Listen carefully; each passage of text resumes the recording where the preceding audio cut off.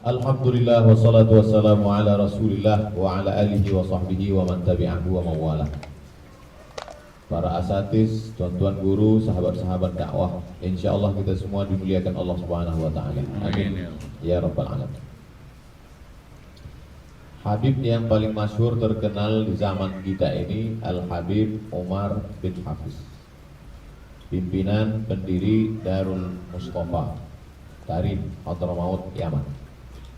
Ayah beliau itu diculik oleh komunis, menunjukkan betapa kuatnya komunis di Yaman. Sampel kedua, Turki. Nanti 2024, 4 tahun lagi, itu 100 tahun, 1 abad proses sekularisasi Turki. Yang paling berhasil sekuler di dunia ini dalam buku Syekh Yusuf Al-Qardawi 2. Pertama Turki, yang kedua Tunis. Sampel ketiga, negara-negara yang dulu dijajah oleh Rusia komunis, Uni Soviet, yaitu yang ujungnya mirip Uzbekistan, Kazakhstan, Kyrgyzstan, Turkmenistan, Pakistan tak masuk, Tajikistan. Apa persamaan dari 3 sampel yang saya contoh ini? Yaman, kemudian Turki dengan bekas-bekas negara jajahan Uni Soviet, bahwa ketiga negara ini sekarang tetap eksis. Yaman bahkan menjadi tujuan selain Mesir. Lalu kemudian Turki tetap umat Islam kuat. Kemudian Uzbekistan, Kazakhstan, Tajikistan, Islam masih tetap ada. Secara politik kalah Islam, secara ekonomi kalah. Satu kata kunci, mereka masih tetap eksis karena pendidikan. Jadi Darul Mustafa, sebelum itu yang lebih tua Rubat Tarim, kemudian Al-Ahqaf, masih tetap bertahan. Pendidikan, lagi-lagi pendidikan. Nah, Turki juga begitu. Kalau secara politik sudah diambil oleh Mustafa Kemal Atatürk, secara ekonomi memang mau dibuatkan, memang mau dijadikan sebagai Eropa betul. Secara budaya, orang hanya beragama secara seremonial saja. Tapi mengapa Turki tetap wujud? Karena pendidikan Islam, madrasah, imam, wa khatib. Kebetulan kemarin umroh bulan Januari, saya diminta untuk menyampaikan tausiah di Masjid Airport. Masjid Airport, rupanya airport Turki ini pimpinannya orang Malaysia. Kok bisa orang Malaysia jadi pimpinan airport di Turki? Rupanya secara ekonomi bisa negara itu memakai airport itu menjadi milik dia sampai tahun sekian, sampai tahun 2000 sekian airport itu dikuasai oleh Malaysia. Jadi Datuk pimpinan airport nih dia. Maka saya bisa ceramah di masjid itu.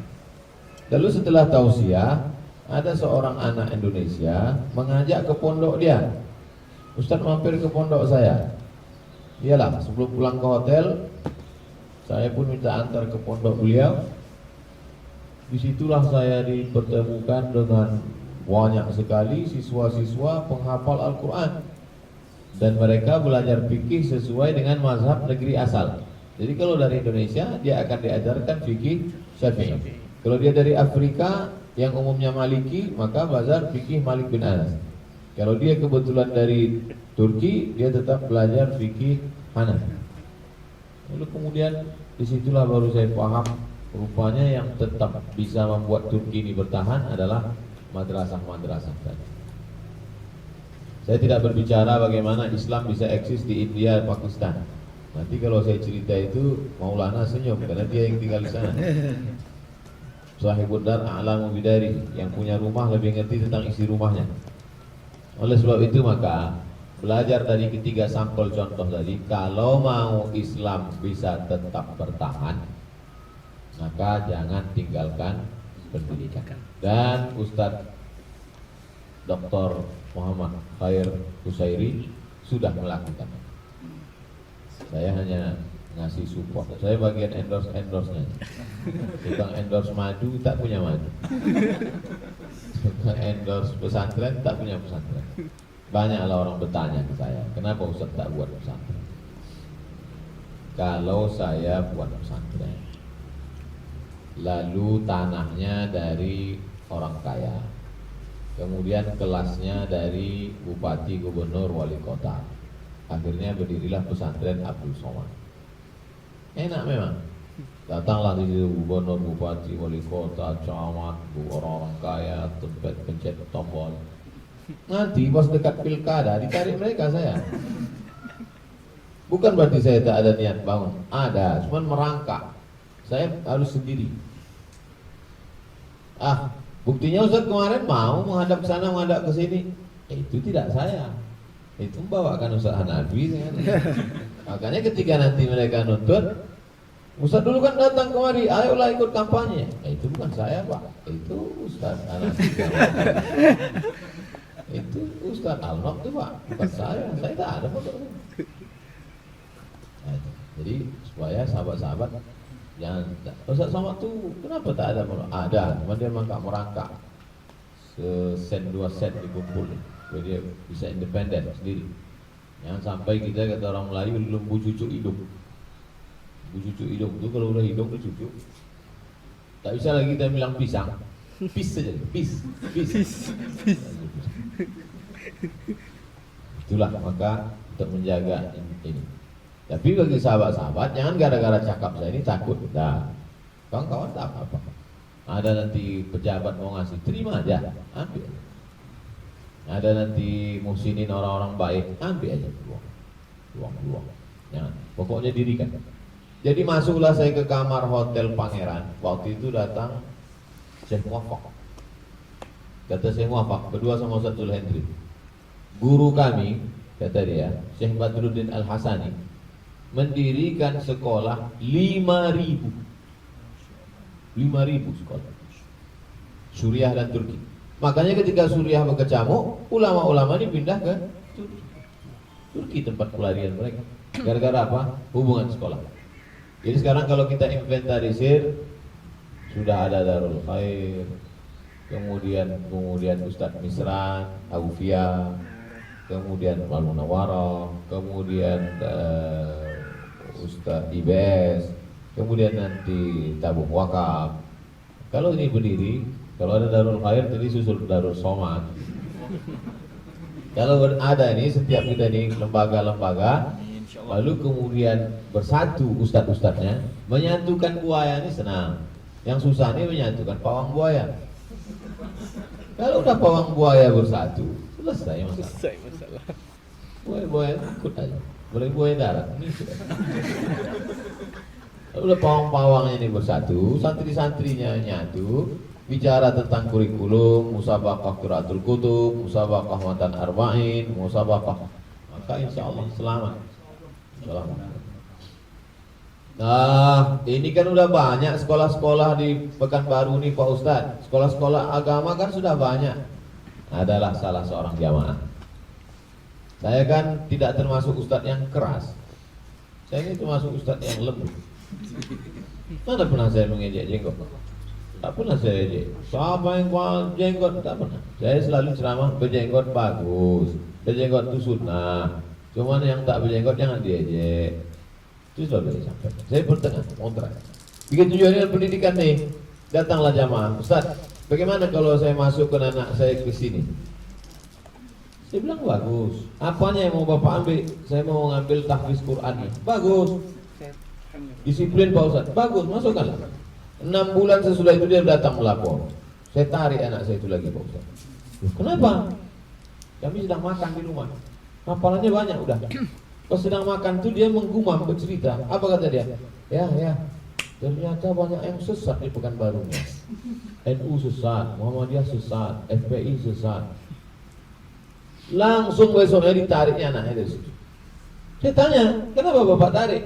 Apalah gunanya anak saya hafal Quran kalau saya dimasukkannya ke neraka? Itu fakta terjadi.